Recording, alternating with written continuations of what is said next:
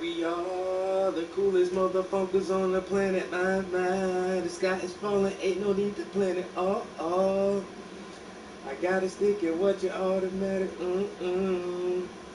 Compatible, created in the attic. We are Hotel Jesus. What the hell?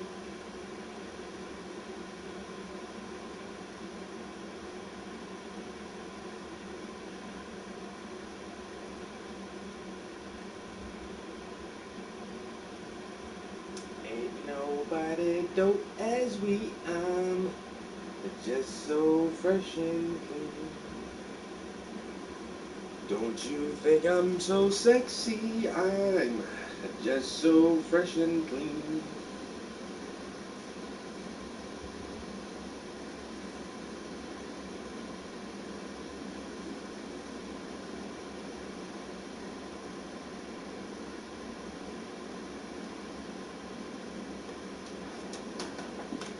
Think you know FanDuel? The coolest Well, what I told you motherfuckers on the that we've got planet. an ace up our sleeve.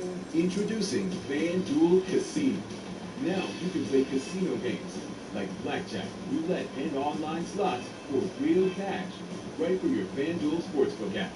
So when we say there's more ways to win on FanDuel, you can take that to the bank. New casino players, play your first 24 hours risk-free on the FanDuel Sportsbook app. Get up to $100 back. It's not about control. It's not like he wants to kill.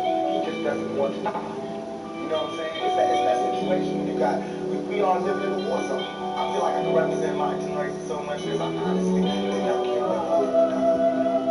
But now, I cannot die. I can't live with this straight. You know, I'm not suicidal. I can't go. I mean, y'all already know what time it is. And then after that, boom, it's all over. And we can see, you know, how this fall. But that's all it is. The reason being is because if I can't live free, if I can't live in the same space the next minute, I don't want to be here. Because God trusts me to see what life should be like.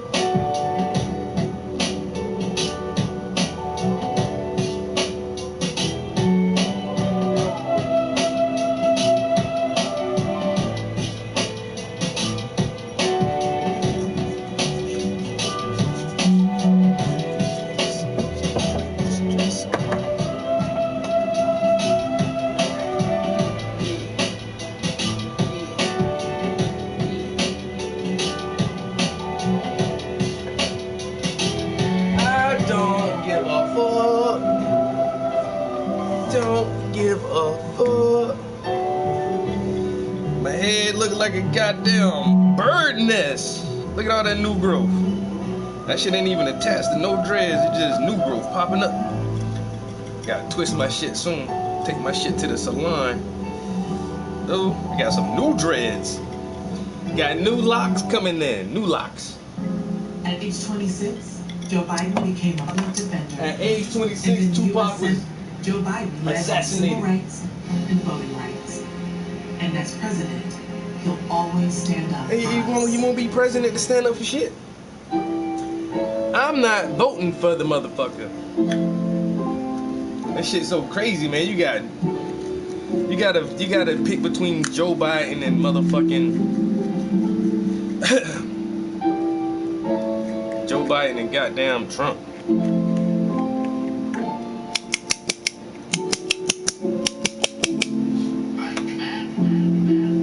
Oh, don't forget though, man, it's Kanye West for president. Do anybody think this is heaven sent? That a rapper is even relevant enough in the politics so that he could make sense and describe our situation and the turmoil and everything that we are facing? And does he have a plan to present some alleviation for the cases and all the smiling faces? Cause the hatred in this country is much too thick, and so what we need is another black president, or maybe the first black president. And Kanye say he's gonna represent cause he from the Chi and he know how it goes down, and he used to get high and he ain't no fucking clown. So go to the voter ballots now and write his name down and jot it out the crowd. But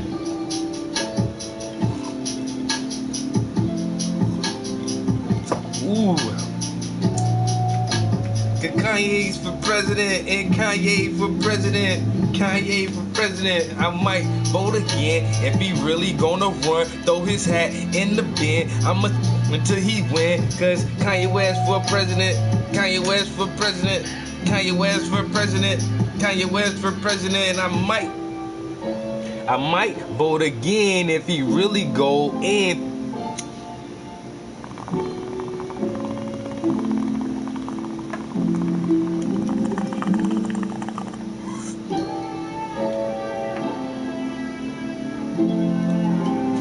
Oh shit.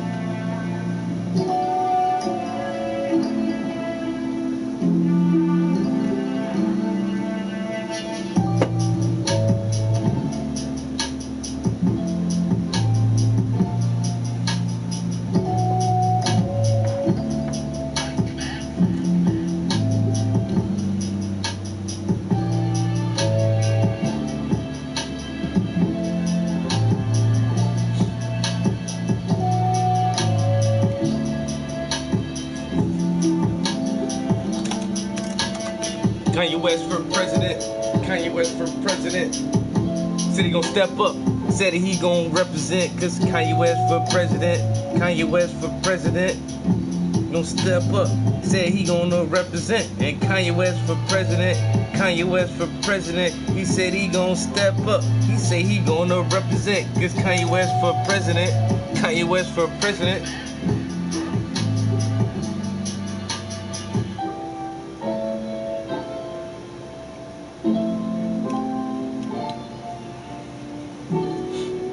Can y'all even imagine though, for real, like, for real?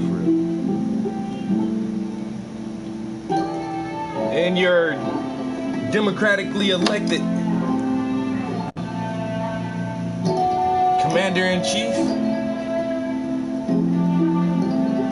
holding the highest position in the nation, Mr. Yeezus. Yeezy.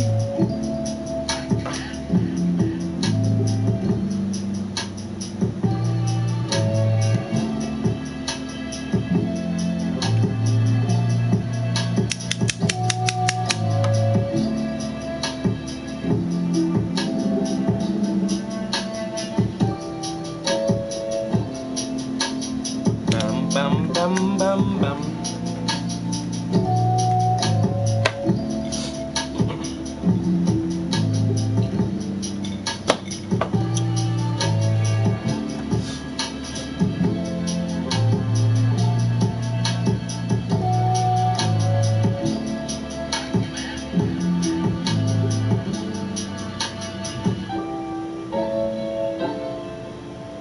What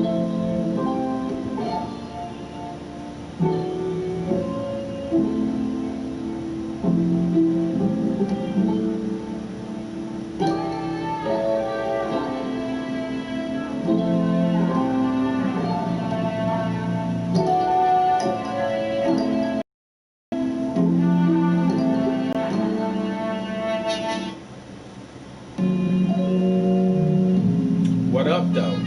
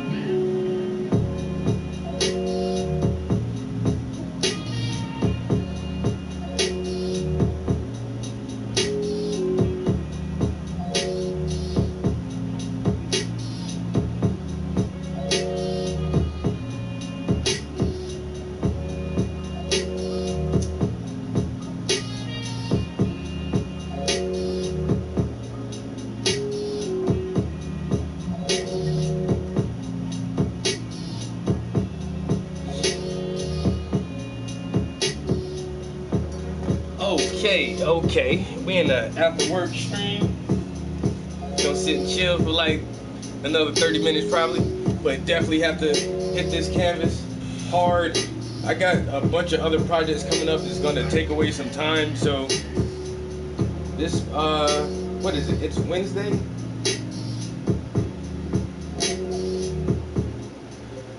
It's Wednesday, so Thursday and Friday night I probably won't stream after work. I'll probably just come up here and not do the chill conversation thing and just jump straight to the paint, because I do want to get this thing done, and I got some other projects coming up that we're going to have to dedicate some time and some mind power to come up with a curriculum and an outline for actually a series of projects that are going to take I think it's going to be 5 weeks.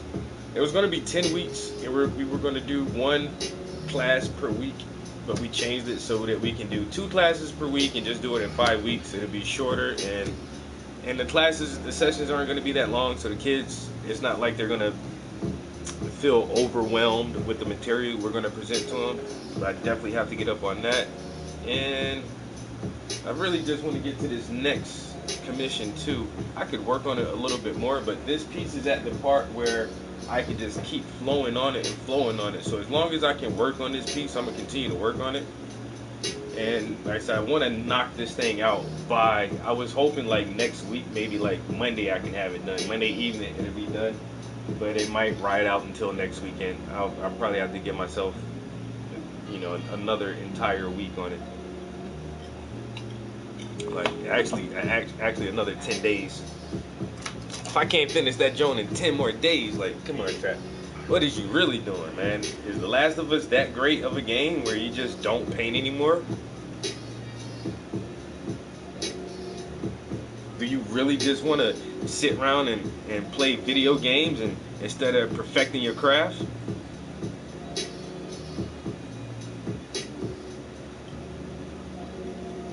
You act like you're some kind of young boy video game addict who just always got to play video games.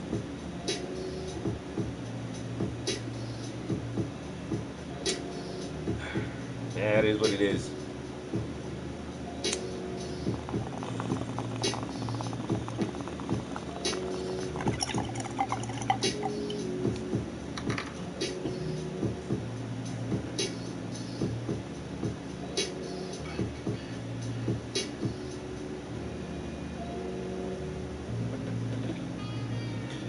Damn. That was a lot of smoke.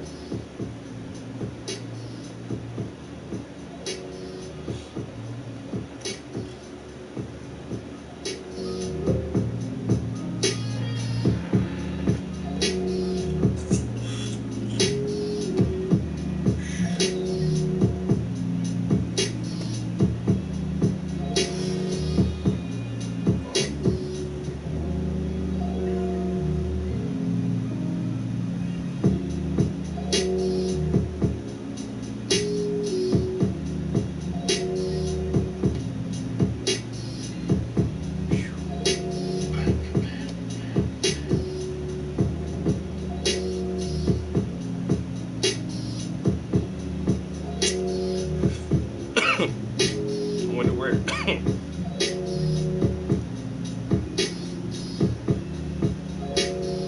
I wonder where everyone is at. Yo, my hair.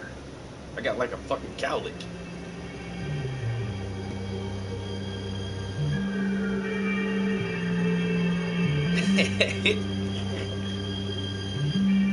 I gotta wrap that bitch around.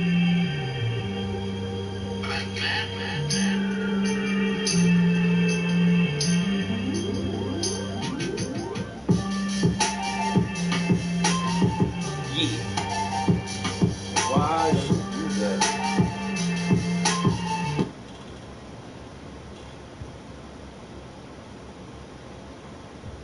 This is the worst Bluetooth speaker in the world. Really can't complain because it was free. But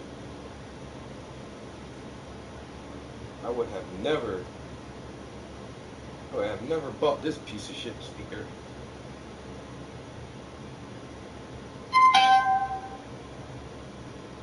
Might try to just go get another fucking Bose speaker, like one of the bigger Bose drums.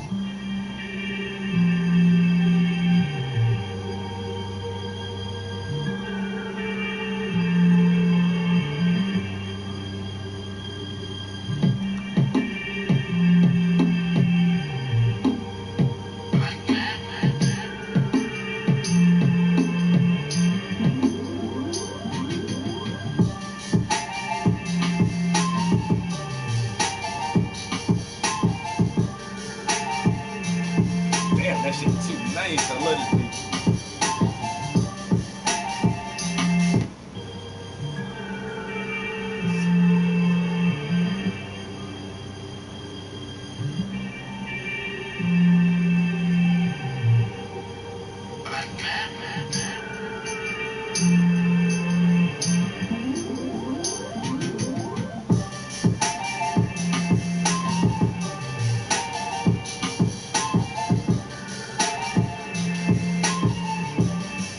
Yo, man, these motherfuckers will not hit me back, yo.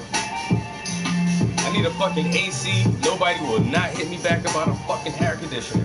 And then this one person had when it was like, you can come get it now because somebody else said they're gonna come get it later. And I was like, shit, I don't get off work until 4. It's like, it might be gone by then. I'm like, fuck. So I got off. As soon as I got home, I was like, yo, did somebody pick up the AC? They was like, yo, yeah, somebody came and got that shit. I swear, I'm gonna just have to go to Lowe's and buy a brand new one, yo. I don't want to do that. I don't want to have to buy a brand new air conditioner. But it's like, I just cannot find one.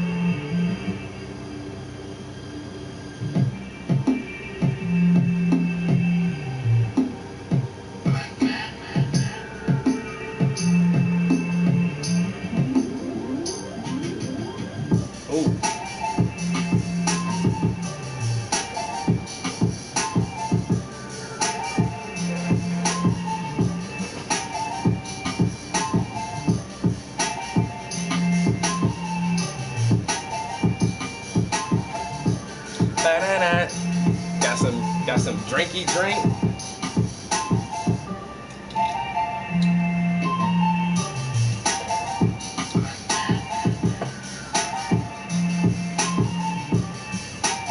I keep fucking leaning on my hair. I have to put that shit up in a bun. It's so hot in here, man.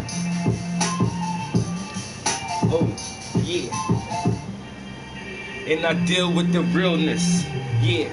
And I stay on some chill shit, but I stay in a book. and I really try to build shit.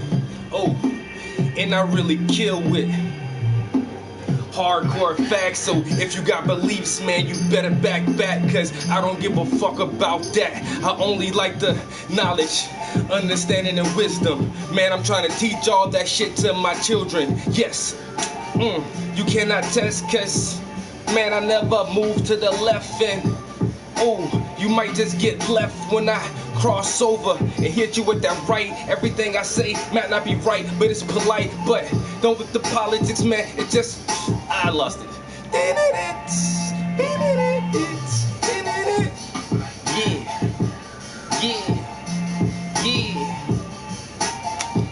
And man, I think they manipulating numbers on the COVID cases. Man, I really wonder if it's really real, and if it's really catchy, and if it's really deadly. How come all the bums is living and they ain't got no health decisions, slaying on the streets in the worst conditions? But damn, it seems like they living. Man, it's hard to make, and I can't forgive them, cause they lied about 9/11 and all the other bullshit, man. Ain't no telling, so I can't trust the government, the president, the shit on the news. And if ain't real facts, man, that shit ain't food. So don't feed it to your mind, cause that's a mental diet. Fuck that, I try to keep mine on the highest plane, plateau, and level. But you stay deep trying to grab a shovel, you going backwards. Fuck that, man, look, I do the fucking math and I flip like it backwards in the acrobatics. Man, yo,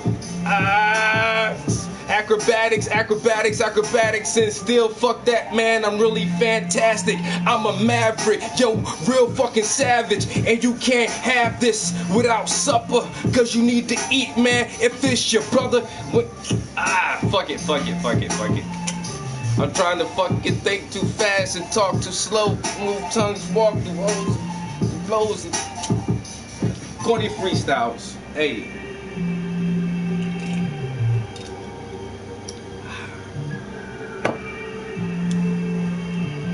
I really think they manipulating numbers. Oh.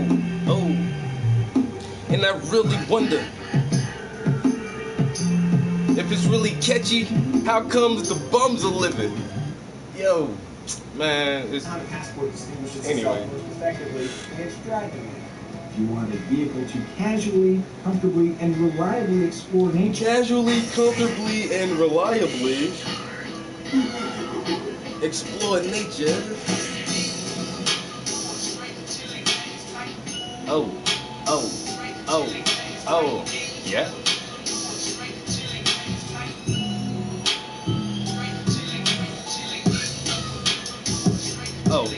Oh, yeah. And you know I lay low, yeah. And you know I lay low in the studio, sipping on that Quavo, got a little bit of bud. They call the shit gelato, man, that's so good. And the green day that I blow, man, it comes out a waterfall. You can say a water pipe, I can still sing that song in this. Yeah, you know I lay low, hey. Yeah, you know I lay low. Yeah. Hey, you know I lay low in the studio, sipping on some Quavo like, ooh. And I got some bud, man. That shit is some gelato. Hey. And you know I lay low. And you know I lay low in the studio when I'm sipping on that Quavo. Yeah. And you know I lay low. Hey. And you know I lay low in the studio, sipping on that Quavo. I got me some bud, man, that shit called gelato. Hey, and that shit called gelato. Hey, yeah, you know I lay low. Somebody writing this shit down, man. Hey, we getting something right here. Oh, I ain't trying to cause no trouble, man. Hey, and you know I lay low. And you know I lay low in the studio, sipping on that Quavo.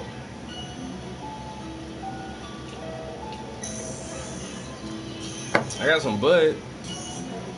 They say it called gelato. And you know I lay low. And you know I lay low. And you know I like that.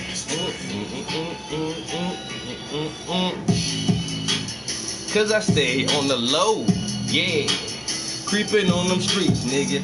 Oh, you stay with some hoes.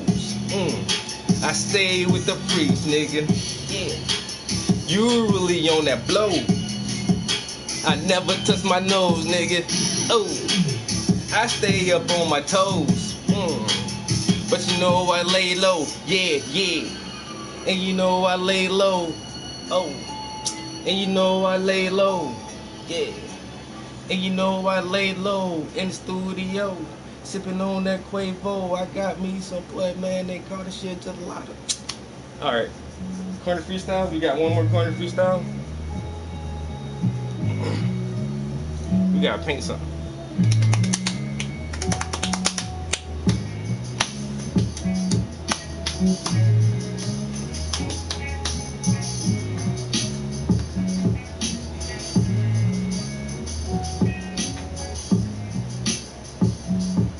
Black man.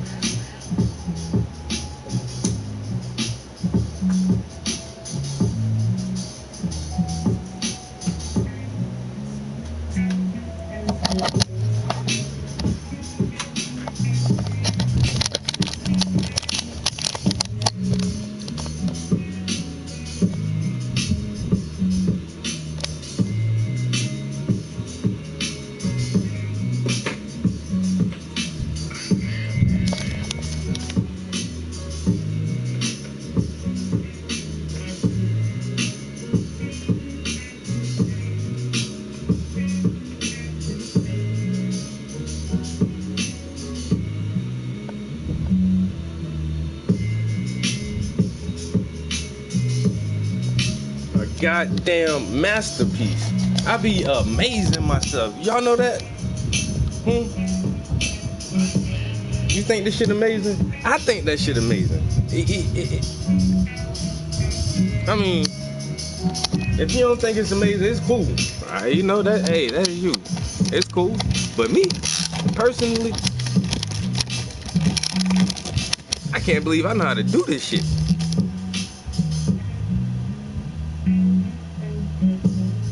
Like shock and awe.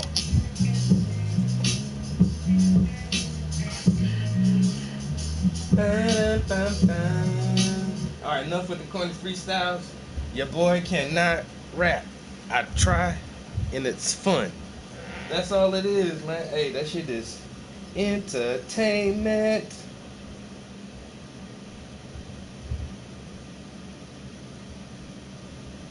Magnificent storyteller soldier reveals what he saw in Vietnam. Y'all want to hear some Nam stories?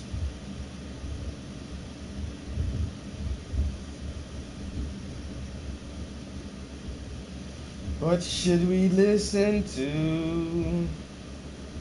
Dev says PS5 SSD will have big impact on massive, highly detailed video worlds. Okay, but then there was something else that is like, don't buy the digital version of the PS5.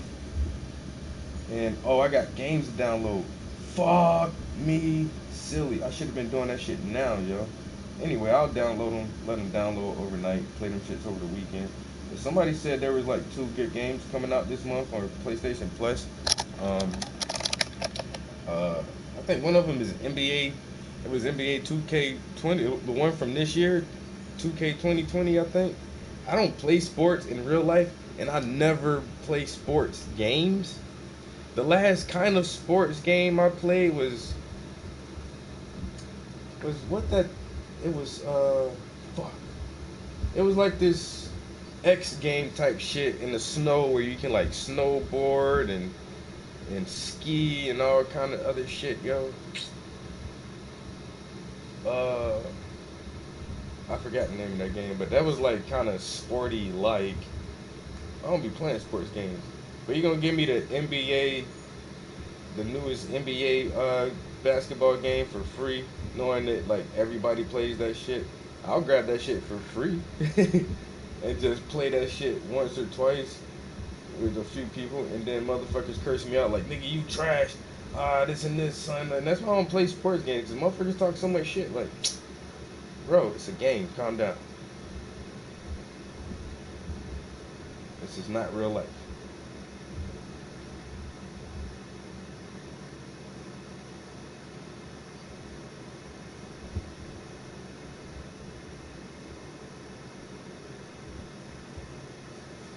All right, let's listen to some Joe Rogan while we paint. Gonna paint some swirls. About to paint these swirls. Like, everything that you do should be in worship, so to speak, to what the ideal you're trying to create. Right. Yeah. And you can't do that if you're insincere. You can't do that if you're just trying to be the packaging and not the item. Yeah, we were talking about that earlier, that there's too many. I mean, I think this is part of the problem with social media, is that people are intoxicated with this idea of having other people think they're awesome. Mm-hmm. So they put out all this stuff to make it look like, like they're this amazing person, and they'll put up these quotes and put up this shit, but it's not really what they're into. They just want you to think they're into it, and it comes off that way. Like, you get, like, one of my biggest pet peeves, like, I posted a quote last night, or not a quote rather, but an image of Miyamoto Musashi, because Mm-hmm. I got into the Book of Five Rings again. I cannot wait to hear what just criticism somehow came out of nowhere to tell you what a jerk you were, how wrong you are. I don't know if there is any criticism. I didn't pay attention, but what I was going to criticize is, I was going to say that I have an issue with, there's a lot of people online. It's not even that I have an issue. It doesn't resonate with me. This is a better way of putting it without being negative. There's so many people that are posting motivational shit, but they haven't done anything. Yeah. True. It is It's trying like to be the packaging. Yeah. You can do this. If you feel that, go do this. This is how you go get it. And that's the only thing. That's my main shit, yo. Like, I haven't done a lot of shit, yo. Honestly, I haven't. But I've done shit, yo. Like, honestly, man, I put in, like, when I talk about shit like government shit, yo, that's because, man, I've been in rallies. I've spoken at rallies. I've handed out information and flyers and informative documentaries, and I've been to protest and all that shit, yo. So, like, when I post shit about that, it's like, I may not do that shit now, but I did that shit for like fucking 10 years, yo, when I was younger, yo. Like, I was in that shit heavy. And it's just like, I don't know. Me and my homeboy had the conversation. This has been years ago now, cause he's an author. Actually has his master's in English. Smart as a motherfucker. Works for the university that he graduated from.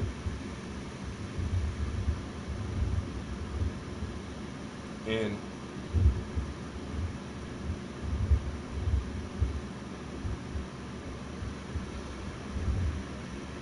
we had this talk, and he said, dude, I'm gonna stop writing articles. I'm like, what? He's like, yeah, I think I'm done. I'm like, word up, B? You just done. He's like, yeah, I think I'm done, man. He's like, motherfuckers don't care. And he said the same thing I'm saying now. He's like, man, we've done our part, bro. Like, we've been out there. You know what I'm saying? What else? What haven't we done? You know what I'm saying? Written songs. I've written dozens of songs. He's written hundreds of articles, 5 books. You know, I've been vocally active, and I don't know, but I get what he's saying, yo. Motherfuckers be talking a whole bunch of smoke, nigga. What have you ever done?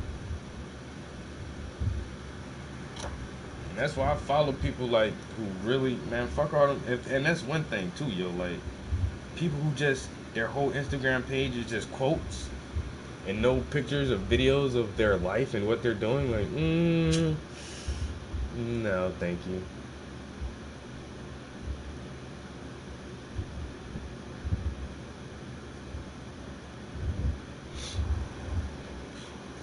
No, what are you doing? Prove to me you believe any of these quotes you're posting. What the fuck? What are you doing?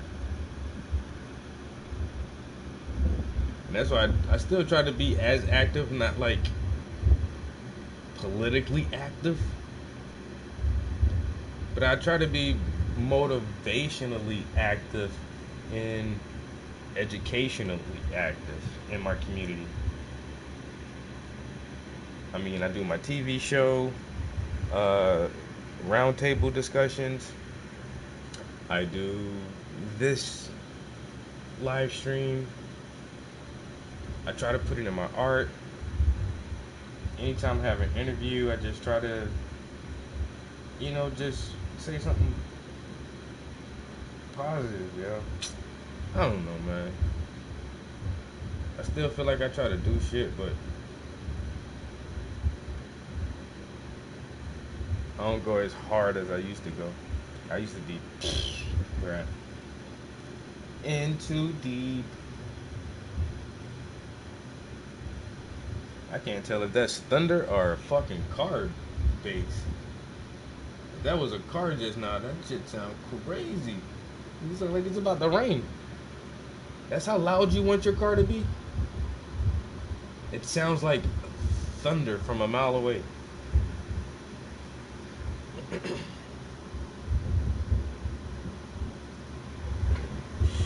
Oh my god, this painting is so awesome. And not gonna lie,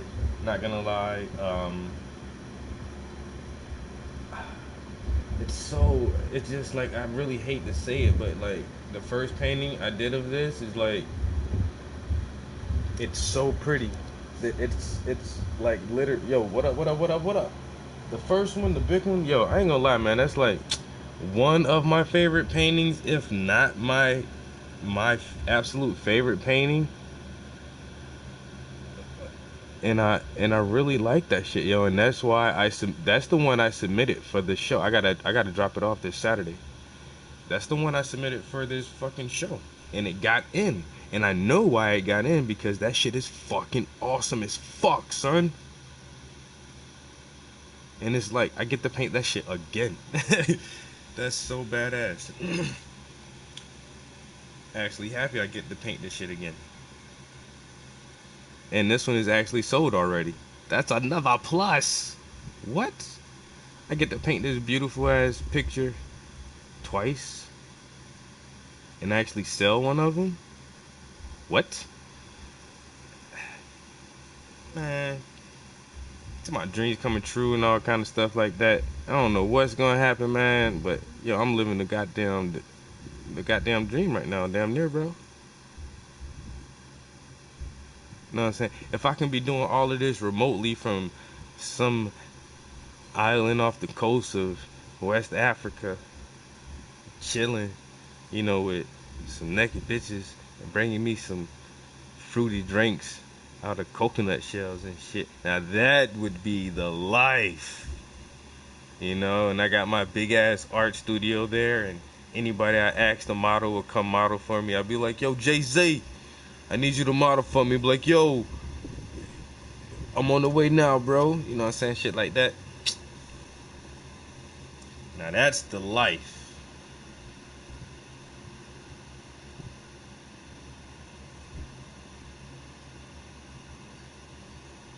But right now, how my life is, yo, I can't. Yo, Dave Chappelle said that shit. Yo, that shit crazy. He was like, my life is good. He was like, my life ain't great, but it's good. It's like an above ground pool. It's like, it's a pool. It's a pool. In my life right now, I swear I feel like that, yo. Like, I cannot complain. I really can't complain about shit, yo. I feel grateful. I feel fortunate. I keep saying this shit a lot because it is, yo. And I just know that it won't be like this always, yo.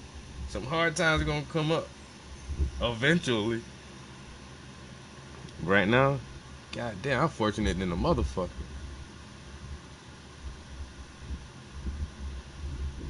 And I don't mind saying, yo, high school dropout, yo. But somehow, I ain't get shot selling crack. I don't know how, but that shit didn't happen. I'm thankful for that. And then I just finagled my way here. You know, to the a pretty decent, okay. You know, I got a pretty okay time right now, yo. I paint a lot. I sell a lot of paintings.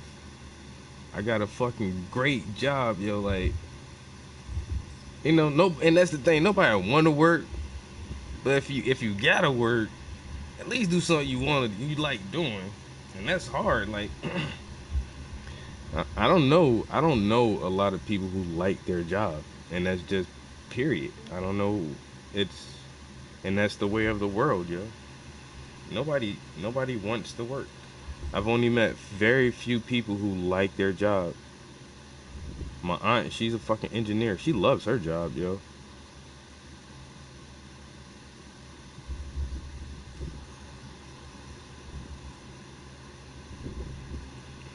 But that's the thing, where I work at, the place I work at is so dope because everybody loves their job.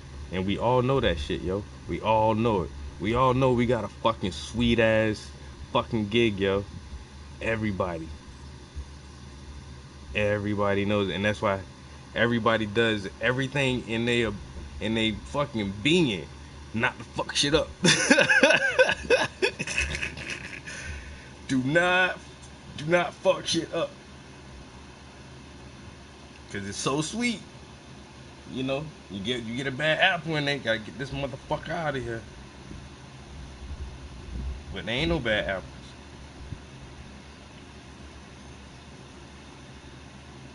Your job is so sweet, yo. So. I can't. It's hard to describe, yo. It's almost like not working. It's like getting paid just to be somewhere. I can do that. You want me to come here? And if I'm here, you're going to pay me money?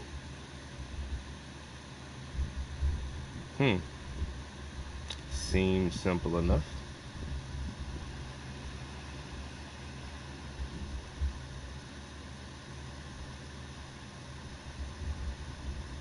And then I was on the news for my job.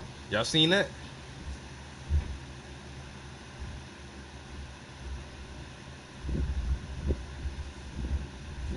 Rambo Loop, what?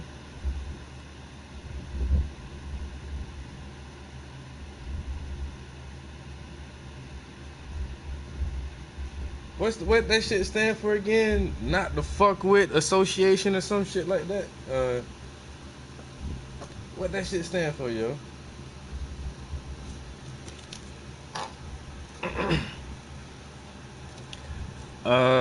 Yeah, the Black Militia. I don't know. I haven't listened to a lot of them. You know, the first thing I seen from was that march they did on at the monument, at that Confederate monument, yo. So, but that's the thing though. I like that much about them. The simple fact that they came out squad deep. I ain't never heard of y'all, but somebody heard of them because they squad fucking deep. And that's how the Black Panthers did that shit too, yo. Like when the Black Panther stepped on the scene with that documentary, The Hate That Hate Created, and it was like, how many members do you have? And everybody was like, y'all got chapters in how many states? And the whole, white America was shocked. They was like, how the fuck did this shit spring up under our nose? And we didn't hear of the Black Muslim, the Nation of Islam. And now, like, these motherfuckers getting hell of attention, but I've never been aware of them prior to that major march they did. Like I said, they came out fucking in numbers. I like that. Move in silence, show force. Not fucking around or whatever that shit stands for, yo. Yo. Or am I confusing that with something else? I might be talking about some whole other shit, bruh. Damn. I done been, man, hell, I've been smoking and drinking, nigga.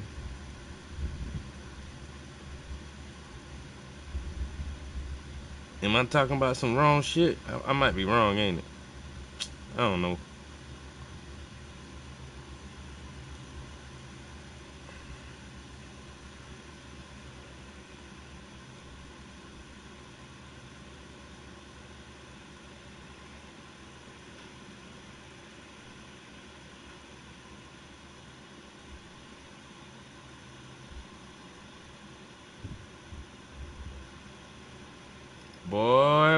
Boy, Saturday.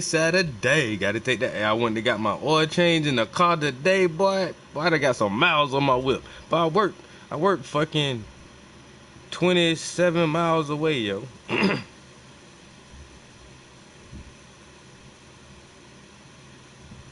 what I'm saying? So I'm putting 60-something miles a day on the whip. But that bitch hit, but hey, that bitch about to hit 200,000 miles. Hey, my little motherfucking truck killing it, boy.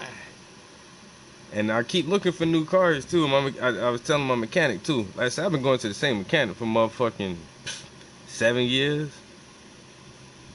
8 years, something like that. But at least 7 years.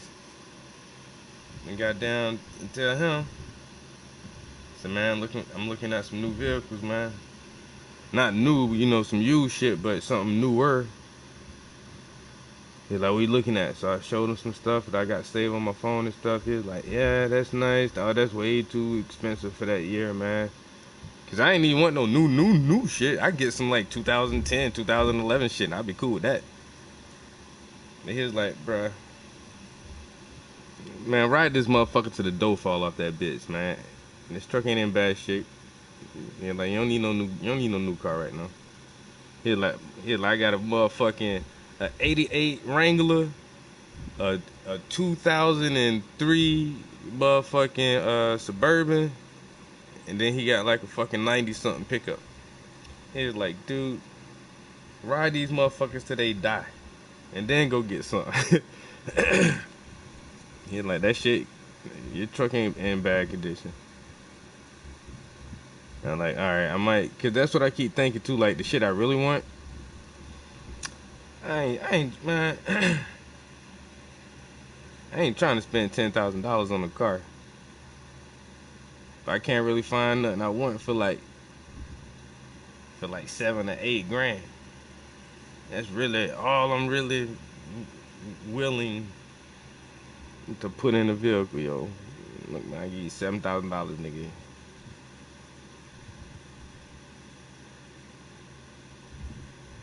And I seen a nice ass fucking a Grand Jeep Cherokee.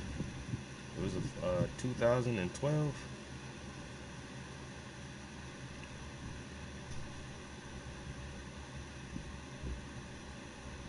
What? I don't know. I might do like my mechanic said, man. Just fucking ride my little toot toot to a motherfucking engine lock up in that bitch.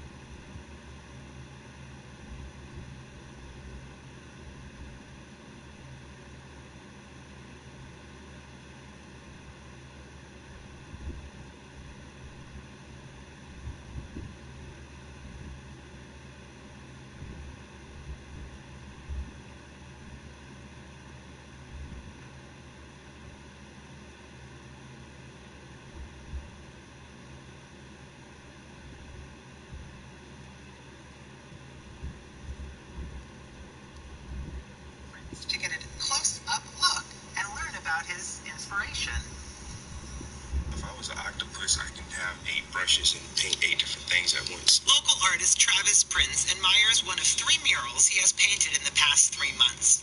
The works of art adorn the walls of the Outreach Center for Community Resources in Scranton, where he serves as their program assistant.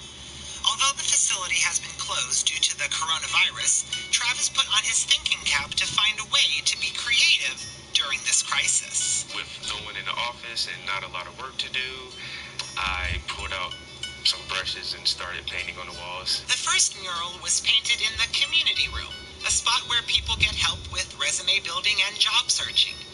Travis wanted to make sure this inaugural painting was totally inclusive.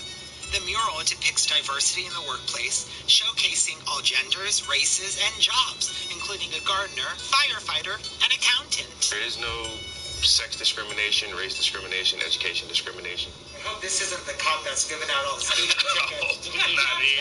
In addition to the community room, Travis painted a marine animal scene in one of the facility's supervised visiting rooms. This is where parents meet with their children, who are not currently in their custody. Yeah, your boy be on the news and shit, man. That's all I do at work, man. I just paint. Motherfuckers come to my job, do news interviews on me and shit. Just living the life, bro. Living the artist life. That shit feel kind of weird, I ain't gonna lie, yo. When motherfuckers call me like, and then on Facebook today, like some dude, some white boy sent me a damn friend request on Facebook. Like, who this motherfucker is? He's a news anchor from a different news channel, from Newswatch 16. That interviewer came from PA Live. And then this dude from Newswatch 16 sent me a friend request on Facebook. Man, if you want to ask me some questions or holler at me about something, you ain't gotta be my friend. I ain't accept that shit. You can send me a message, find my email some kind of way. You can Google me, nigga. But I'm not trying to accept your friend request, bro. I don't know you like that. The hell? Who sent you here? Who sent you?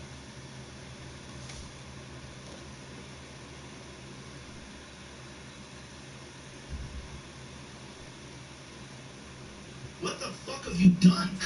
You have to do something. And I didn't say this last night, but this is what I meant when I posted it. Like, if you want to take inspiration, there's something about the words of Miyamoto Musashi that are profoundly inspirational, because he's a man who bested over 60 men in one-on-one sword fights. So when he's talking about strategy, where he's talking about technique, and he's talking about preparation, and you must research this, you must look into this, and this is how you go about attacking, this is how you play off your opponent's strategy. He's talking about life or death with a fucking sword. You can't get more serious than that. It comes through in his words, man. Even translation from Japanese to English, even though it's 400 years later, there's something about that guy that it gives me goosebumps, man, when I read his shit. I fell in love with samurai philosophy a long time ago from Nitobe and the Hagakure, and there's even one called Budo or Samurai Philosophy of the Samurais. I forget the name of it, but it's a really short, succinct book that really nails down some things. And I think part of why what they have to say is so authentic and so real, so to speak, is because it's life or death for them. You know, you're reading Storm of Steel by Ernst Jünger, and you're reading this guy's take on being in World War I. And it's not that he was never afraid. It's not that he didn't understand what war is. It's just but from his position as a soldier and the way he approached things and the way he even still saw beauty in these moments, in living in that part of his life. It's clearly somebody that I believe has a good grip on being towards death, as Heidegger would put it, like being embracing what it means to be alive, and by embracing that, you're also embracing the fact that you are gonna die. It is not going away. That death is alongside you, and you don't know when it's coming. And there's no need to, because you're not supposed to be thinking about whether or not you're going to die or when it's going to come or anything like that. You need to be thinking about what you're going to do before that time does show up, and how you're going to do it, and for why. You know, what is it? How are you finding meaning and fulfillment in life, so that when death comes along and tugs on your shoulder, and I know, that's what motivates me too. I swear, he described that shit exactly. That shit always with you. And I always think about death. I ain't gonna lie, yo, like, a little bit obsessed with that shit. Obsessed with the fact that I know I have a limited amount of time. So you have to use this shit wisely. What the fuck are you doing? That's why I don't like people who don't do shit. Man, you denying death? You just gonna sit here and waste your precious time doing what? Why? It took me so long to realize this shit, bro. Like, and the motherfuckers who realized that shit early, these are the fucking millionaires and billionaires. Well, some of them who came up. Most of that shit is passed down, slave money. But some people came up, man. You realize at a young age, you ain't got but a little bit of time, man, you'll work harder. And so that later on in life, you can just enjoy shit. Like, nigga, let me get my shit now. Make my little heaven on earth. Fuck that. I ain't playing around. Have me a little peace of mind.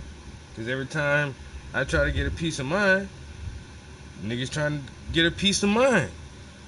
So now I gotta go grab my piece. Gangsta. Anyway.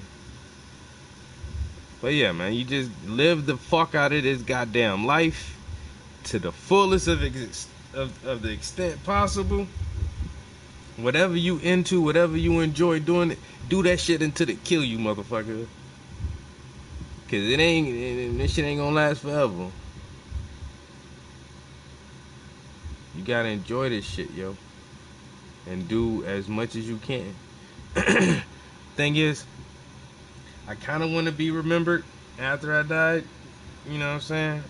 When I ain't here no more, I'm gonna leave all this fucking art behind. You know? Hope people sit back and analyze this shit and have some conversations about this shit. Hope this shit make people think about shit, you know what I'm saying? Change some people's perspectives, even when I'm not here anymore. That's one of my biggest, you know, that's like an extra little thing that I won't ever be aware of, but I hope happens. That motherfuckers still appreciate this shit when I'm gone. Don't act like you like my shit when I'm here, and then, you know, 2 years after I'm dead, motherfuckers be like, Travis, who? Like, nigga.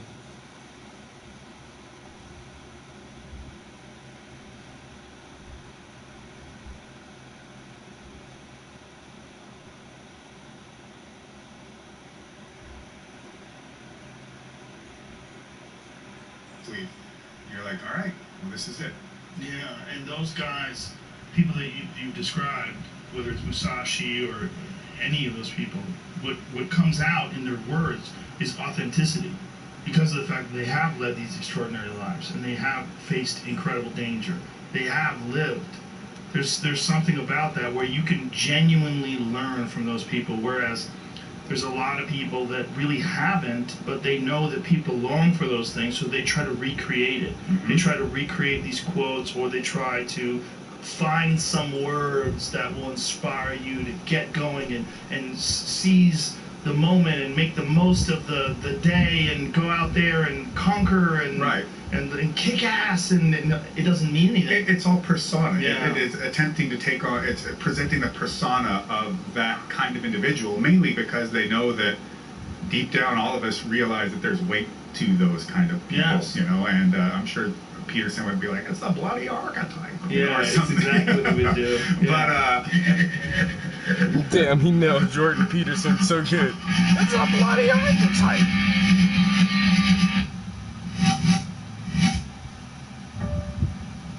My celestial sister. Maybe a car baby daddy. My heart calm. Without them. Without them. I gotta actually cook fucking dinner. Oh my god, I didn't even check to see if the fucking chicken was thawed out. Russell! Joseph, my man! We're live. We're live. We're sort of live. So, Yeah.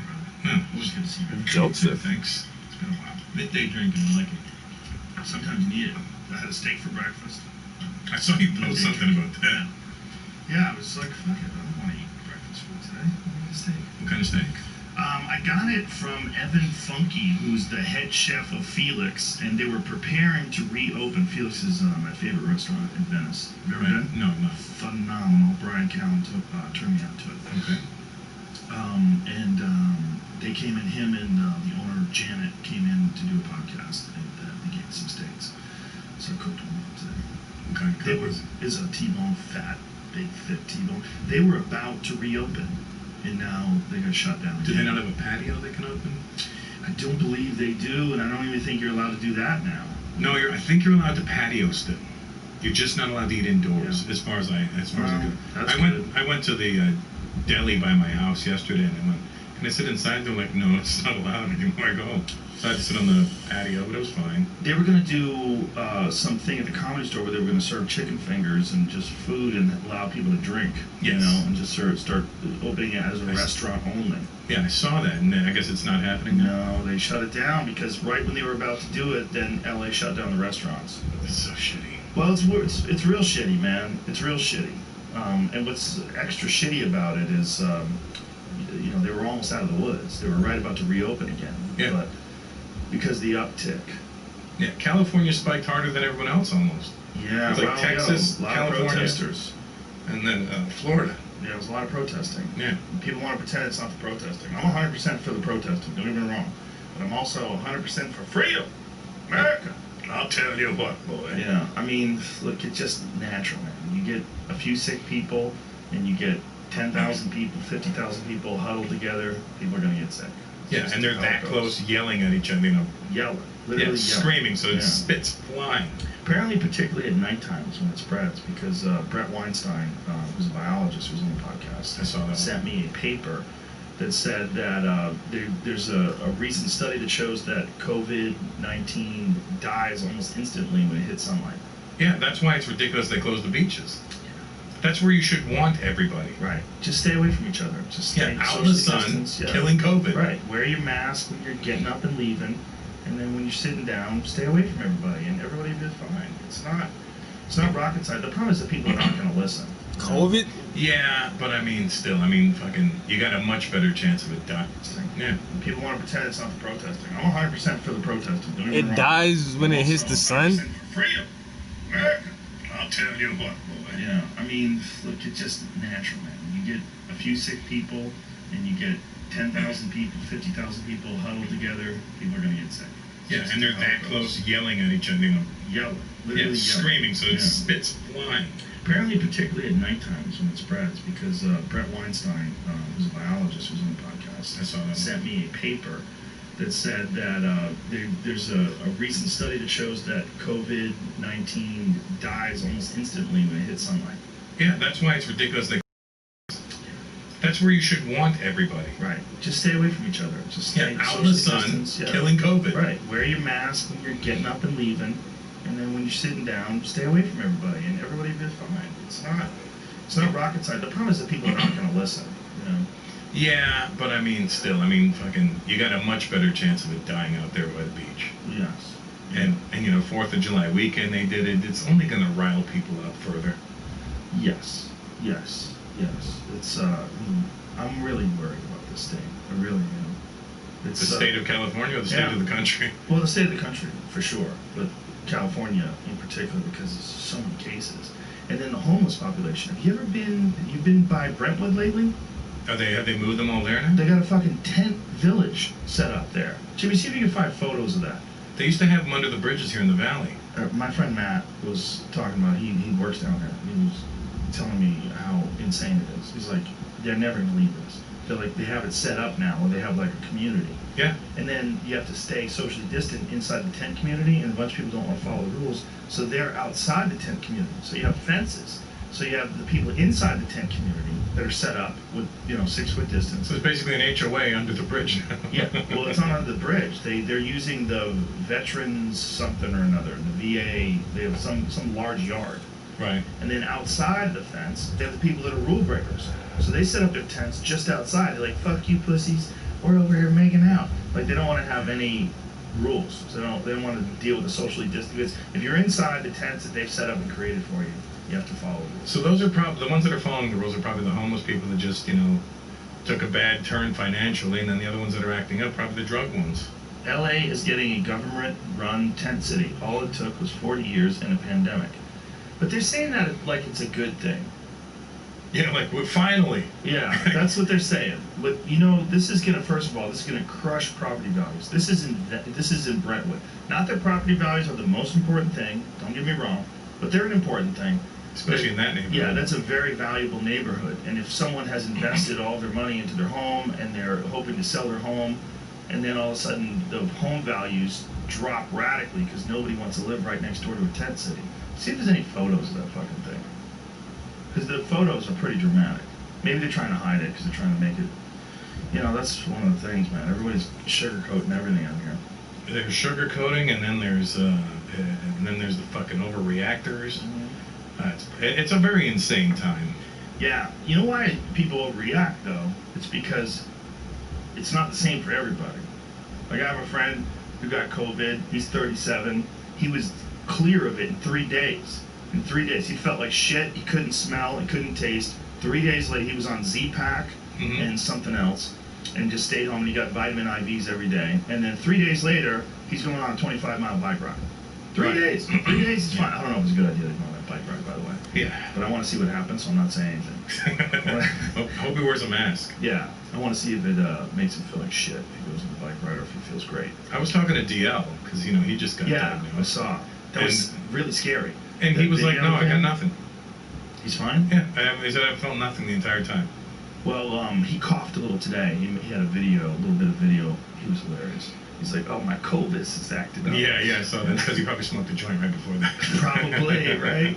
But it was scary watching him just slump into unconsciousness on stage. And whoever that guy is that caught him, that guy's a fucking hero. That's his road manager, I think. His road manager's a fucking hero. Because if DL fell, he would have smashed his head on that stage, and you got real problems then. Yeah. Because he was just sitting there, and he slurred his words, and the audience was like, what? What the fuck did you just say? Like, they couldn't understand what he said. You saw the video? I did not see the video. Let's see if we can find it. It's. I only just found out there was a video of it like 2 nights ago because Cedric was at my house. DL is a fucking great guy. He's a great guy. He's a great guy. I used to open for him, you know that? No shit. 23 years ago. He's smart as fuck. He's a really smart guy, but a really good guy, too. Yeah, really good guy. Really honest and yeah, and I think open-minded. I think a lot of the here it is right here. So he's on stage, and I guess his road manager fellow, that guy right there, gives him a drink of water. He puts the water down, and this doesn't have any volume, unfortunately. There it goes. Here it goes. We made it 4 days along when we came back. Remember everyone wanted to get rid of Thanksgivings and all they were immigrants. Right, everybody's like, what? See, now what? Hear that? What? But now watch. He just slowly starts slumping. Look, that guy, that road manager is a fucking hero. Because that guy was there. Look at his head bounces a little bit. But what I was worried was a stroke. Because sometimes that happens to people. First of all, the way they drag him off the fucking stage, like, hey guys, how many pussies actually carry him? They didn't even let him finish his set, though. They're dragging him, though, bouncing off the... I know, they didn't let him finish. Just throw some water on him. Yeah, come on. We're comics. We can get through this. They said, like, we have everything okay? And everyone like, yeah, we're right. Yeah, nothing's on. Joe Rogan meets a crazy stripper. The real scary thing was the slurring of the words. Yeah. Because he was at my house about less than a month before that happened. You know, one night on May 30th, I had them over with cigars in the backyard, social distancing. You know, it was me, Cedric, DL, Jay Phillips, Dwayne Martin, and we're just hanging out and having drinks. You like cigars? You want a cigar right now? Midday cigar. Fuck it, let's go. Do a midday cigar and a little midday bourbon. Mike Binder did this. He came over when he was doing that. Oh, in the documentary. Nice. I like Mike. He's a good guy. The documentary looks really good, man. Yeah, I went into the store and did it. Oh, did you? Yeah. That's probably the best place for it. Yeah, it's good because it gives the energy of the room, you know? Yeah. He wanted to do it here, though. I wanted to get he and I talking about it. take that, take that, take that. This is an interesting one. This is from Benchmade Knives. You get the coolest shit sent to you, Look dude. at that. Guillotine. It's my move. It's my move, the guillotine. Is that your move? It's our move now. Really? You know, Good move. Because of you, my other move is the in-arm choke. Head and arm choke? Yeah, and so whenever I get it, or I get in position for it, Sean Jack will be like, Joe Hogan choke, the Joe Hogan choke. That's hilarious. Yeah, that choke fucked my neck up. I was using my neck so much to squeeze against dudes' arms. Oh, because you flatten out and do that? Yeah, but it's you're actually using your arm, your neck rather, to hold someone's arm in place.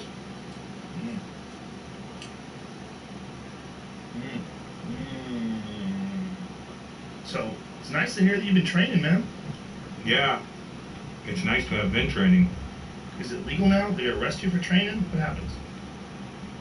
Like It became legal, and then I don't know if it's still legal.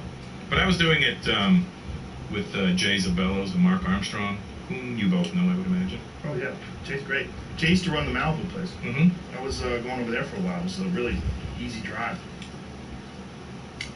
Yeah, so He's a super nice guy too. Really slick on the ground. Yes. Oh yeah. Really. It's, high level black belt. Yeah, and real technical too. Those guys that teach, there's something to be said about teaching. I often wondered like whether or not that would actually translate to comedy as well, because teaching martial arts makes you way better at it. When I got really good at Taekwondo, one of the ways I got really good is I was teaching all the time. And there's something about that teaching. You break it, you end up breaking it down. Yes, yeah. My friend Brent, he was one of Eddie Bravo's teachers, one of his instructors, and he, when I first started rolling with him, we were both like purple belts together, and then he started teaching. He quit his job and started teaching, and when he started teaching, he jumped up like huge. Like he had made this. Like before, we used to. I don't remember how we used to go, but it was close. But then once he started teaching, man, he became fucking super dangerous, man. I remember it was like a way harder roll. I was like, holy shit, man, this is amazing. And it was really just for teaching. Yeah, my game changed training with Mark and Jay every day for like a month and a half. Like my game completely changed from, I used to just, you rolled with me last year, so, and I always tell people what a fucking gorilla you are. People, how's it like rolling with Joe Rogan? I go, you rolled with a gorilla? That's what it's like, rolling with a fucking gorilla. Well, that's not fair. I've been doing it a long time now. No, I know, but 96. Yeah, so my game was always just defend, just defend, make sure you don't get got. I wasn't going to get you, but you weren't going to get me. Mind you, you got me. But so that's what my game became after that as well. And then it just changed. Something happened, and I became from defensive to offensive now. Yeah, well, once you catch a few people. Yeah. The real secret is drilling. And that's the thing that people don't enjoy doing. People really enjoy rolling. They really enjoy sparring because it's so fun. Eddie Bravo explained that to me once a long time ago. He's like, everybody loves to spar because it's so fun, but they don't spend enough time rather on really developing new moves. But if you spend enough time on developing new moves, then the sparring becomes so much better. But you just have to be disciplined to do the drilling. Right. I do get bored doing drills. It's boring. Yeah. 10 this way, 10 that way. But if you do it and you do it with sincerity, you have to do it like almost think about it like you're actually pulling it off. Because a lot of times guys go through the motions with drills and they don't think of it as something that they are really doing. They're just kind of like, oh yeah, this is how I do it. But they don't think they're actually applying the choke. But if you could think of it as like, this is really happening. I'm really passing the guard. I'm going knee on belly. They buck. I take the back. I get the choke. I sink it in. They tap. And then you do it again. And you do it again. And you do it again. And then one day you'll be sparring. And in that sparring, the same thing will happen. You'll pass the guard. The person will move. You go knee to belly. They'll go to their back. You take the choke. And it's like, when that stuff happens, and it's so satisfying for you to learn. I made the biggest leap from blue belt to purple belt. And that was because I was hanging out with Eddie, and we were drilling a lot. He was maniacal about it. You guys started at the same time? No, he was way ahead of me. He was really good before I started. He was a really good purple belt when I first met him. Maybe, yeah, like purple. Yeah, right around purple. And then when he went off to, in 2003, when he went to Sao Paulo, he was a brown belt. He was really good, though. And that's when he... And then he tapped Hoyler, and then when he came back, Sean Jock gave him his black belt. He gave him his own black belt. He did. He took a run off his back. Yeah, he tapped 2 world champions. He tapped Gustavo Dantas in the first fight, and then he tapped Royler Gracie, which was crazy shit. And then I heard Hoist chased him down in the parking lot or something. No, that was a different time. That was a different event. That was the second time he had a matchup with Royler. But it was, you know, he was never disrespectful to Royler. It's just sometimes people get things twisted, and then, you know, you don't see each other in real life. If you talk to Eddie Bravo about Hoist Gracie, it was never anything but respect. Hoist is a cop now. Hoist became He's actually a cop? He's a cop in Idaho. What? Yeah, go to the real Hoist Gracie. I thought he lived in California. Well, you can shoot people in Idaho. I don't know, man. I mean, he's a real. Did he not want a lot of action? I don't know. He's a gun enthusiast. I follow him on Instagram. There's a lot of gun stuff, and I'm like, I never really understood the connection. I'm like, a lot of the fighter guys, a lot of fighter people that I follow are all into guns, and I'm like, some sort of survivalist mentality, I would imagine. Our newest reserve police officer spent hours in the rain going through training drills and completing the Idaho post-firearms qualification. Hoist motherfucking Gracie. The GOAT. That's so weird. If there's a Mount Rushmore of martial arts, there's only one face that is absolutely on there, and that's that guy. Yeah. There's not a fucking doubt in my mind. That guy's face needs to be. And Martin Short too in the middle, apparently. It really can't be. It can't be a Mount Rushmore of martial arts because there's not enough heads. Like you couldn't, even if you had a Mount Rushmore of MMA, how are you only gonna have 4 heads? You know, there's a lot of people that came in and changed the game. Yeah, there's too many people. You know, you have to have GSP. You have to. 2 division world champion, dominated the welterweights, revolutionized the way people think about athletes training for MMA. When he was at the peak of his championship skills, he was unstoppable, man. When he beat John Fitch, when he smashed BJ Penn, like those days. And then he came back after retirement and beat Bisping. And beat Bisping at 85 and put him to sleep with a rear naked choke. He actually was better. He actually looked better after 4 years out. It's a long time away too. It's not like a month off. Yeah, he's Mount Rushmore for sure. Mighty Mouse has to be Mount Rushmore. You know, people forgot. You forgot. But you watch those Mighty Mouse fights back when Mighty Mouse beat Cejudo for the first time. When he beat, fucking the Ray Borg one when he threw him to the air and caught him in an armbar on the way down. I remember that. God damn, dude. That was crazy though. Mighty Mouse, when he was in his peak, was something really special. I have a friend of mine who trains with Mighty Mouse. It's an Indian kid who fights. Saint Lion. Is he fighting for 1FC? Yeah. Yeah, 1FC's amazing. Yeah. Gurudar Shen. Yeah, they have some really tough fighters over there. Mighty Mouse is still stomping them. Yeah, I'm hearing that one might try and start up by the fall out here in America. Really? In America? Good luck. That's what I said. I said it doesn't make sense. You might as well stick to Singapore. Yeah, Singapore, they're huge. Are they allowed to do shows right now? I don't know, but I think the rest of the world's opening up, but they're not letting Americans in. Isn't that crazy? Well, it makes sense. What did we do? How did we fuck this up? It's funny because America was the one that was stopping everybody from coming in. Now the rest of the world's like, hey, wait there for a second. What do you think it is? Is it that so many Americans are overweight? Is it the protests? It's it's that blind entitlement. As a Canadian, I can tell you this. There seems to be like a blind entitlement with a lot of Americans where I'm American, I can do whatever I want. I'm like, yeah, you can, but can you just listen to a little bit of reason for a minute? Mm. You know, here's why this is happening. And I'm like, no, you're invading my rights. And I'm like, I get that. We're all frustrated with it. You know, I'm with you on this, but for the betterment of the rest of the country, if you could just wait a little bit. We just wish there was an awesome treatment. So if you got it, it was like, my friend who's 37, I don't want to say his name because I don't think he's talked about it yet, but when he got it, you know, he was like a little bummed out at first, and then 2 days later, he's like, this ain't shit. 3 days later, he was like no symptoms at all. Yeah, listen, I did the test on Monday. I had your guy come to my house. Mm-hmm. Well, he sent somebody, and I was negative. I did the finger one, the blood one, and the nose swab. Negative on all of them, but I think I had it, dude, in January, and I had like a brief one. Yeah, but dude, if you had that FDA-approved antibodies test that Concierge MD uses, they would catch it. I think that a lot of people thought they had it because there's the regular flu, and there's regular colds. Yeah, It's but I not never like get those things go either. away. You know what I Yeah, mean? but you can. It's true. You're a human. It's true, and then a lot of people, I think a lot of the testing results are getting marked wrong. You think so? Yeah, it's. Listen, I had a friend pass away during this whole thing. From? He died of cirrhosis of the liver and liver cancer, and because they did a COVID test, they said it's COVID related. Yeah, that's rough. They do And that. I'm like, come on, that's fucking bullshit. Because I spoke to the doctor less than 24 hours before he passed away, and the doctor said he's got 3 to 6 months.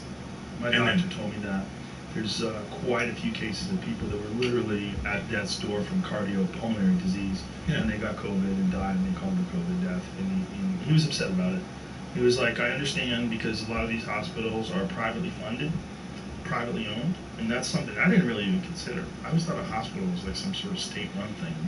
I never thought about hospitals. Did you? No, see, I'm from Canada, where they're all government run. Right. Yeah.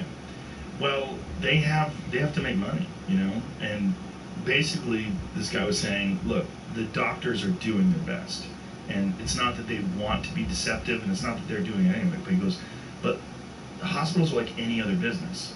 There's a bottom line. They have to make money, and if there's an incentive for them to call something a COVID death and they receive extra funds, especially in a time like this where they're really hurting financially, it makes sense. But it all, you know, it really highlights why a state-funded medical, you know, some sort of a, if we had like the way Canada has it, like Canada's not perfect. No, I mean, it's not. Listen, it's not the best, but it's pretty.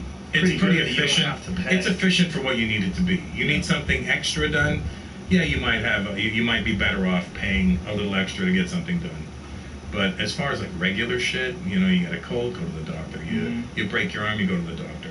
Yeah, well, I have friends that have had like real problems, like shoulder problems and knee problems. Like they need surgery and they come to America to get it. Oh yeah, no, that's the way it works. Yeah, same with my dad when he had cancer. The treatment he wanted or needed was in Philadelphia. Yeah, so it's like privately funded stuff that costs more money, where the doctors get they have an incentive to become excellent, right? Because they can make more money doing it. Like specializing. Yeah. But then the Canadian government still picked up the tab for it. Oh, really? Yeah, because it was a service that wasn't available in Canada. That's sweet. Yeah, so they were like, all right, we got it. Yeah, that's a divisive thing over here, man. And that's where It is weird that it's divisive too, because it's like it literally benefits everybody. You know why it's divisive? Because the people that are healthy at the time are arguing about it. They don't want to pay. Yeah. It's the people that are healthy at the time. They're not looking at it long term. But you would think that these politicians would be for it too, because they're all old as shit. Yeah, but they have money. That's true. They've been corrupt and taking money on the take. Like I'm a Bernie Sanders fan, and it's one of the things that I really like about what Bernie Sanders was saying. You know, Bernie Sanders was saying that it should be a fundamental right as an American citizen to have health care. It should be a fundamental right as a human being anywhere in the world.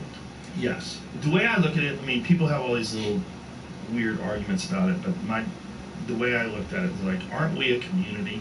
So if we're a community, shouldn't we, if we're gonna take care of things, we should take care of fire department, right? You should have a fire department, tax dollars pay for that. You should have a police department, tax dollars pay for that. What about healthcare, education? All those things there should be all those things taken care of. Yeah, I don't, again, I've only been here 14 years, so I'm learning about the education system now in America. Well, we thought Obamacare was going to cover it. That's what a lot of people thought. When Obama was talking about it and they were trying to get the Affordable Care Act passed and get everything, we thought, oh, this is going to be it. We're going to be cool. But it seems like, you know, what is it? 9 years later? It's like 12 years later. How many years is it now? Well, he's been gone for When did he start it though? He started it, I think. think. He had an 8-year term. But yeah, wasn't it in the middle of, or the beginning of his second term? Is that when it started? Or the end of his first term, somewhere around there. So let's just say it's 7 years old. Yeah. But still, it's not much difference. Is there much different? Jeremy, do you know? I'm trying to find like what part of it being different. No, I mean, is it easier to get health care? Is it better? It was. Some people got it taken away from them already. Because of Trump? Yeah. And then there was also the people that were against the Obamacare because they said it made their rates go up. Yeah. Yeah, there's that too. Yeah, there was a bunch of people that were doctors that were upset about it. They were saying it was too expensive for them. There's just so much fucking red tape and everything nowadays. It's so hard to be a person. It's like being on a movie set, you know? Hey, can I get a bottle of water? Can somebody get talent, a bottle of water? Sure. Yeah, don't plug that in, whatever you do. Yeah, right. Plug something in, the Union Electric guys. Yeah, fuck, dude. It's so crazy. I did a movie last summer, and I became friends with all the drivers because they were all Teamster guys, and they were all Italian. And I just break their balls when we were driving back and forth to Sydney. They fucking love me. It'd be like, hey, it's like lunchtime would come, and they'd be like, hey, Russell, Mikey C says don't go to lunch. He got you a sandwich from our spot. And I'm like, oh, thanks, Mikey C. Nice. They were good guys. There's something to be said for Teamsters. Yeah, it's we got a lot of people, man. I think that's part of the problem. Yeah. Part of the problem in this country, we got a lot of people. We're, you know, humans are designed to live in little villages, I think. I think when you get us into these big, large groups of people, shit gets weird. Yeah, well, everybody wants to establish a dominance. There's a little bit of that, too. Yeah. There's a bunch of different ways to live. Everybody wants to establish that their way is the best way. You gotta do it our way. Yeah, there's no one way. There's no one way. Fucking Are you doing any shows right now? I did Miami this past weekend. What'd you do? 5 shows. The Improv? Yeah. Wow. And so the first time in 3 months? No, 2 weeks before that I did the American Comedy Club in San Diego. They've been open for that long? Yeah, so that was good. It was like 75 people a show. The La Jolla Comedy Store's open again. Already? Yeah. Yeah. It was good though. I had a good time. And then Miami, I was getting a little leery of the numbers and stuff, and the stats coming out, so I would literally stay in my hotel room until showtime, go to the show, do my shows, no meet and greet, and bounce right back to the hotel. Were you doing anything to take precautions? Are you taking supplements? Yeah, I'm on a bunch of shit, you know. Yeah. I got this anti-aging doctor that I see. Were you taking vitamins though? Yeah, I'm taking a bunch of vitamin D, like some stupid amount, you know, like 20,000 or something like that. Really? Every day? Yeah. Vitamin D? Yeah, or maybe 10,000 a day. Take 5,000. 5,000 I use. Yeah, I take 2 5,000, so yeah. Damn, look at you. Yeah. I'm getting the D. Hey, wait a minute. It's hard. You can't go outside. That's one of the really rough things, right? The best way to get vitamin D is really from the sun. Yeah, with 15 minutes at a time or something. But I get dark as fuck when I go outside. Yeah. And I got this stupid sunspot right here that I'm always paranoid about. Oh, does it get darker? It gets darker, yeah. It gets hyperpigmentation. Tried lasering it off a few times, but yeah, again, in California, it's difficult when I go to these places. They need a special laser for brown skin. Oh, really? I'm like, you're taking a brown spot off. How difficult can this be? What is it from? It's just a birth thing? No, it developed over the years. It was a tiny light spot, looked like a splash. But it's something dangerous. No, and then it just, just hyperpigmentation. As you get older, your skin gets weaker, I imagine. Yeah, a lot of folks get those weird little black, like Morgan Freeman's got those weird little black spots that stick out. Yeah, it looks like he's got black sesames all over. It's strange, right? Yeah. What is that? I don't know. Again, I think I'm getting them on somewhere on my neck. I've got one of those now. On him, it kind of looks better though. Gives him that distinguished speckled look. Yeah, that guy can do that well. Has he ever been in a bad movie? What's a bad Morgan Freeman movie? What is a bad Morgan Freeman? I don't think. See that he's like one of those guys. If he's in a movie, I'm comforted. Mm-hmm. You know, I'm like, right. It's gonna be a good movie. He will drive Miss Daisy. And he'll do it with class. He's got great hair, you know? You know, he's got a solid head of hair and a great voice. He's like our generation's James Earl Jones. Not that our generation didn't have any James Earl Jones, but he's like our second backup James Earl Jones. What the hell? That doesn't make any sense. You see they're doing a Jack Johnson movie? Before, too, because they're all old as shit. That's the way during this whole thing. You know, you have to have GSP. Have to. You have to. 2-division world champion, dominated the welterweights, revolutionized the way people think about athletes training for MMA. When he was at the peak of his championship skills, he was unstoppable, man. When he beat John Fitch, when he smashed BJ Penn, like those days. And then he came back after retirement and beat Bisping. And beat Bisping in '85 and put him to sleep with a rear naked choke. Yeah. He actually was better. He actually looked better after 4 years out. It's a long time away, too. It's not like a month off. Yeah, he's Mount Rushmore for sure. Mighty Mouse has to be Mount Rushmore. You know, people forgot. You forgot. But you watch those Mighty Mouse fights back when Mighty Mouse beat Cejudo for the first time, when he beat, fucking the Ray Borg one when he threw him to the air and caught him in an armbar on the way down. I remember that. God damn, dude. That was crazy, though. Mighty Mouse, when he was in his peak, was something really special. I have a friend of mine who trains with Mighty Mouse. It's an Indian kid who fights. They have some really tough fighters over there. Mighty Mouse. The world's opening up, but they're not letting Americans in. Isn't that crazy? Well, it makes sense. What did we do? How did we fuck this up? It's funny because America was the one that was stopping everybody from coming in. Now the rest of the world's like, hey, wait there for a second. What do you think it is? Is it that so many Americans are overweight? Is it the protests? It's it's that blind entitlement. As a Canadian, I can tell you this. There seems to be like a blind entitlement with a lot of Americans where I'm American, I can do whatever I want. I'm like, yeah, you can, but can you just listen to a little bit of reason for a minute? You know, here's why this is happening. And like, no, you're invading my rights. And I'm like, I get that. We're all frustrated with it. You know, I'm with you on this, but for the betterment of the rest of the country, if you could just wait a little bit. I just wish there was an awesome treatment. So if you got it, it was like, my friend who's 37, I don't want to say his name because I don't think he's talked about it yet, but when he got it, you know, he was like a little bummed out at first, and then 2 days later, he's like, this ain't shit. 3 days later, he was like, no symptoms at all. Yeah, listen, I did the test on Monday. I had your guy come to my house. Well, he sent somebody, and I was negative. I did the finger one, the blood one, and the nose swab. Negative on all of them, but I think I had it, dude, in January, and I had like a brief one. Yeah, but dude, if you had that FDA-approved antibodies test that Concierge MD uses, they would catch it. I think that a lot of people thought they had it because there's the regular flu, and then there's regular colds. Yeah, It's but I not never like get those things go either. away. You know what I Yeah, mean? but you can. It's true. You're a human. It's true, but and then a lot of people, I think a lot of the testing results are getting marked wrong. You think so? Yeah, it's. Listen, I had a friend pass away during this whole thing. From? He died of cirrhosis of the liver. When he got it, you know, he was like a little bummed out at first. They would catch it. I think that a lot of people thought they had it because there's the regular flu, and then there's regular.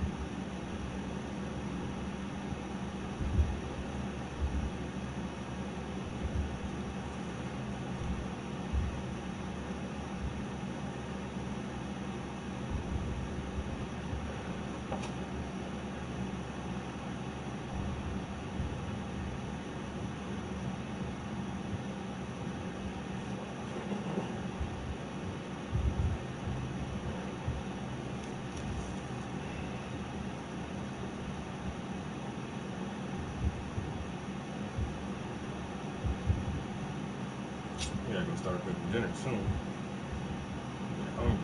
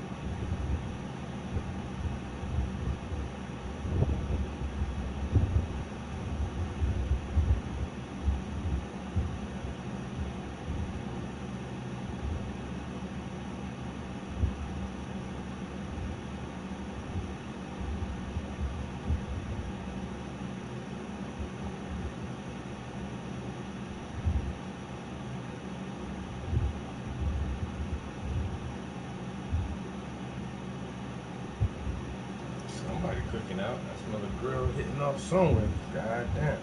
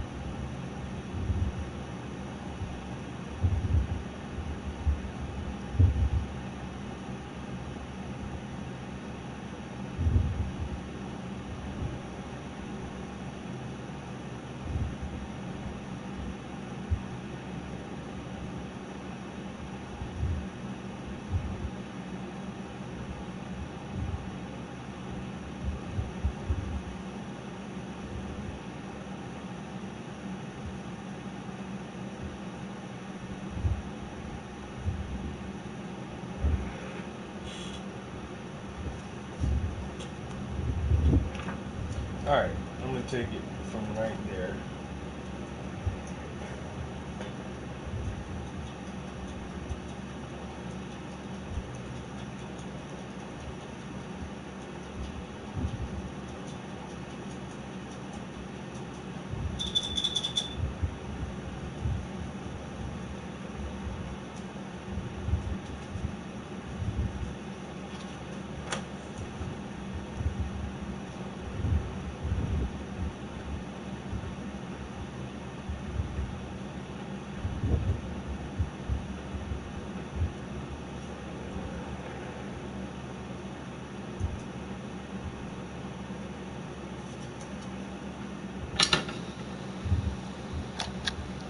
Damn, that shit's no good. Whatever they cooking. Oh shit.